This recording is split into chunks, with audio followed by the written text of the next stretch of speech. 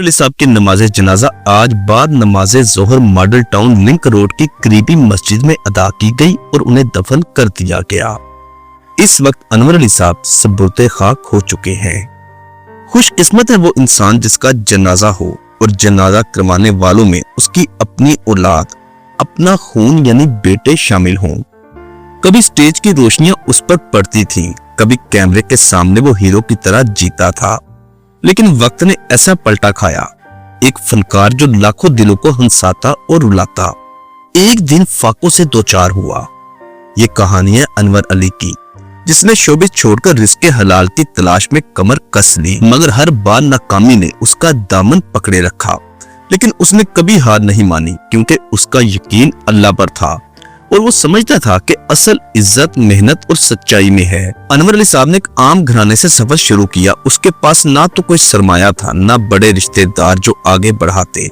उसने अपनी मेहनत, लगन और फन के जरिए शोबिस में कदम रखा।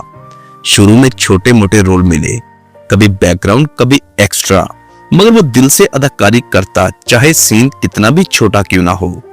कुछ ही अरसे बाद उसका चेहरा पहचाना जाने लगा। स्टेज ड्रामों में उसकी कॉमेडी और जज्बाती डायलॉग लोगों के दिल जीतने लगे। ये वो दौर था जब अनवर अली साहब को लगता था कि जिंदगी संवर गई।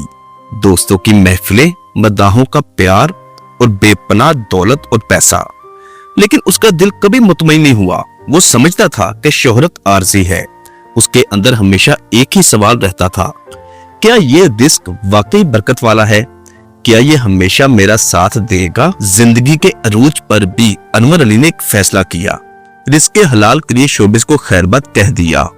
ये इतना आसान नहीं था। शोहरत छोड़ देना, आमदनी छोड़ना और आम जिंदगी गुजारने की ख्वाहिश करना, इस किस्म के फैसले कुर्बानी मांगते हैं। लेकिन अनवर अली साहब ने सोच लिया था कि मैं वही खाऊंगा जो मेरे रब की रजा से आएगा। शोबी छोड़ने के बाद उसने पहला कारोबार शुरू किया। छोटी सी दुकान किराए पर ली, सामान बेचा, दिन रात मेहनत की। बजाय के हालात बेहतर होते, उसका कर्ज बढ़ने लगा। गाहक कम, मुनाफा ना होने के बराबर। दोस्त जो कल साथ थे वो भी आहिस्ता आहिस्ता दूर हो गए। ये उसके लिए पहला झटका था। नाकामी के बावजूद उन्होंने हिम्मत नहीं हारी। अल्लाह रोजी देने वाला है, ये उसका ईमान था। उसने सोचा अगर एक कारोबार बंद हो तो दूसरा करूंगा। असल बात नियत की है। दोबारा हिम्मत की। इस बार खाने पीने का छोटा सा होटल खोला। खुद किचन में खड़े हो गए, ग्राहकों को इज्जत देना। लेकिन हालात फिर भी साजगार ना हुए।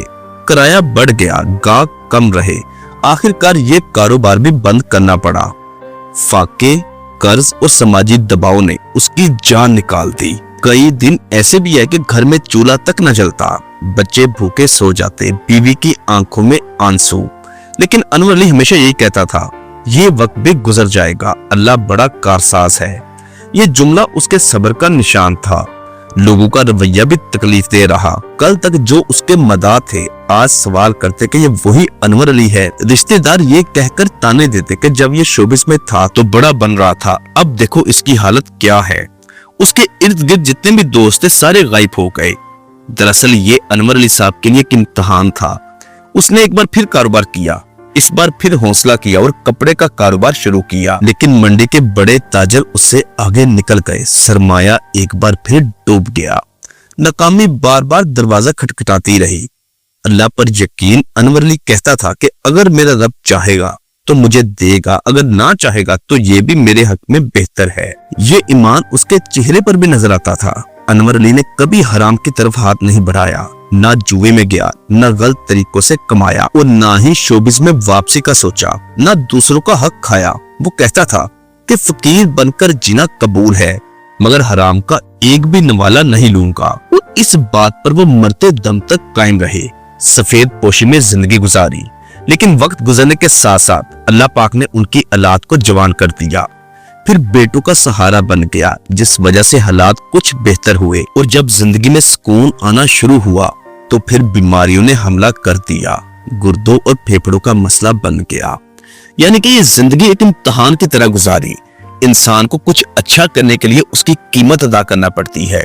और अगर इंसान ने अपनी पुरानी जिंदगी में अपने माजी में कुछ गुनाह किए हों तो अल्लाह पाक उस इंसान से तमाम तर गुनाह खत्म करके अपने पास साफ सुथरा करके बुलाता है। और यकीनन यही हाल अनवर अली साहब के साथ भी था। اللہ پاک نے دنیاوی معاملات کو دنیا میں ہی ختم کر دیا. اس کو دنیا میں تنگ دستی یا مشکلات کا سامنا کر کے اس نے اپنے دنیاوی گناہ دنیا میں ہی معاف کروا کر سرخرو ہو کے اللہ کے حضور پیش ہو گیا. انور علی صاحب کی زندگی یہ سکھاتی ہے کہ شہرت ہمیشہ ساتھ نہیں دیتی. کاروبار میں ناکامی آ سکتی ہے، لوگ بدل جاتے ہیں، مگر ایمان اور رزق حلال انسان کو اصل کامیاب بناتا ہے. انور علی کی کہانی محض ایک فنکار کی کہانی نہیں، یہ ایک سبق ہے کہ زندگی کتنی بھی مشکل ہو جائے، اگر انسان اللہ پر یقین رکھے، حلال کو نہ چھوڑے، تو اس کا مقام اللہ کے ہاں بہت بلند ہے.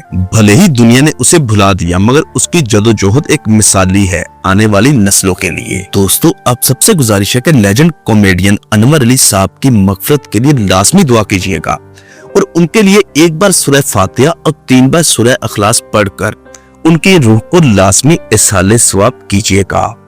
اللہ پاک ان کو کروٹ کروٹ جنت عطا کرے اور ان کی اولاد کو اپنے حفظ و ایمان میں رکھے. آمین.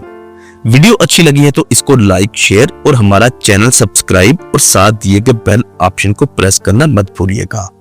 انشاءاللہ ایک نئی کہانی اور سٹوری کے ساتھ آپ سے جلد دوبارہ ملاقات ہوگی. اللہ حافظ.